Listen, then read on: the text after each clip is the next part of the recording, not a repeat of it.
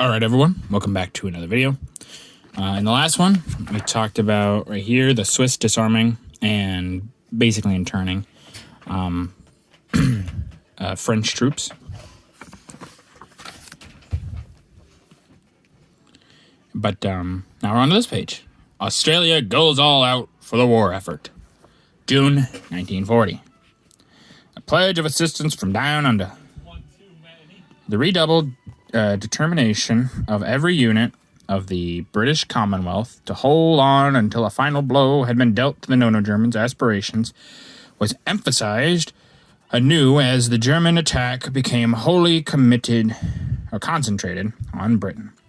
Above, Australian ex-servicemen pledge allegiance to the war effort before the cenotaph in Sydney. Below, Australia's Parliament debating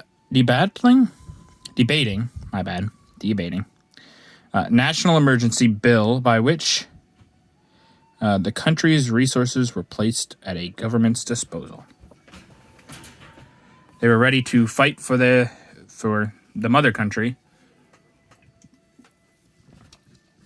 whatever the cost. Allied troops destroy harbor at Brest. June 1940. British Navy fires Brest. French troops aboard a British warship bound for England to continue the fight against the Nono-Germans. Top. Watching warehouses in the harbor of at Brest go up in smoke, while bottom fires blaze among the debris of shattered harbor buildings made useless by demolition crews of the British Navy in a surprise attack. There we see that those troops watching as it all burns. And now they would obviously do this to cripple the Nono-Germans' war effort. If they have these harbors ready to go, it makes them way faster to respond. But if you slow them down a little bit, at least then you have a little bit more prep time, which is pretty useful. It's a twofer. A British trawler captures an Italian submarine in Il Duce's waters. June 22nd, 1940. British supremacy in the Mediterranean. It says in Mediterranean, but I'm going to say in the Mediterranean. Italians' efforts to establish naval supremacy in Near Eastern waters were not marked by very conspicuous success. The capture of a submarine by any surface vessel is an almost unheard of event in naval warfare. But on June 22nd, it was announced that the large Italian submarine Galileo Galilei, captured by the British trawler Moonstone, had been brought into harbor as a prize. On sighting the enemy periscope, Moonstone brought her to the surface with depth charges and replied to her fire with her 4-inch guns, 4 shells from which were enough to induce her to surrender. Above, Moonstone is towing her prize into Aden Harbor. Below are 2 other aspects of war in the Mediterranean. Right, Italian planes dropping salvos of bombs at a British warship in what Italy prematurely calls Our Sea demonstrates their bad marksmanship. Left, another British warship, unable to find Il Duce's bashful navy, finds time to enjoy a little quiet gunnery practice. So, here we see them towing that submarine, and it is kind of funny. They are throwing some serious shade in this wording. They're just like, oh yeah, it's just blah blah blah. It's funny how they do that. Here we see the British warship having some pop shots at who knows what. It says it's one thing, but it could easily be anything. And here we see the Italian planes missing. It says bad marksmanship, but just maybe better piloting from the ship captains, just saying. I can tell the shade that they have against Italy, but still. The end of Italy's short campaign against France. June 24th, 1940. France accepts Italian terms. At the Villa Icessa near Rome, on June 24th, France received Italy's armistice terms.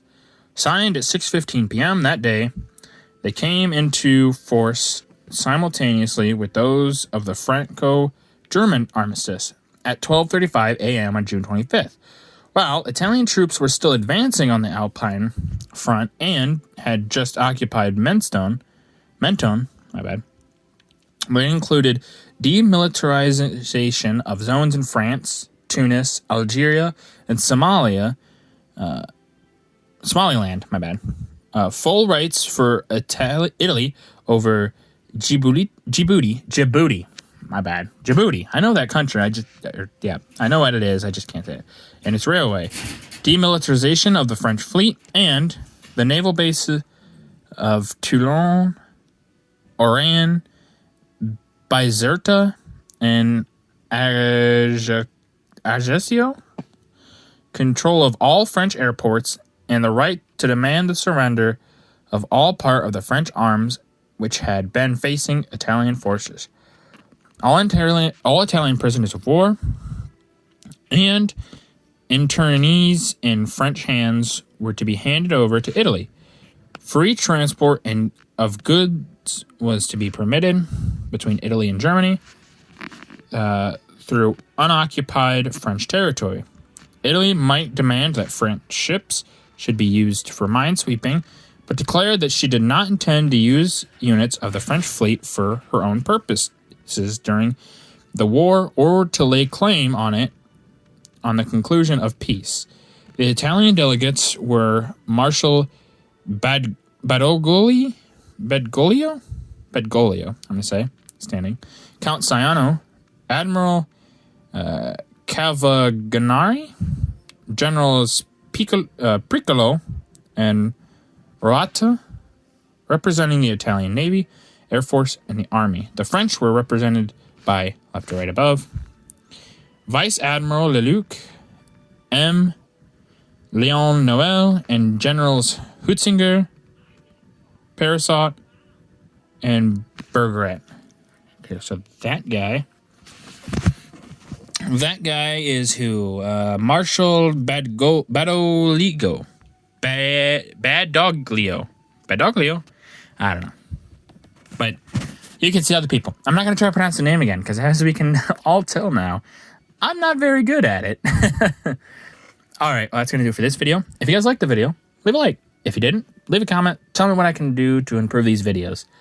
And as always, subscribe. It's a great help. Thank you.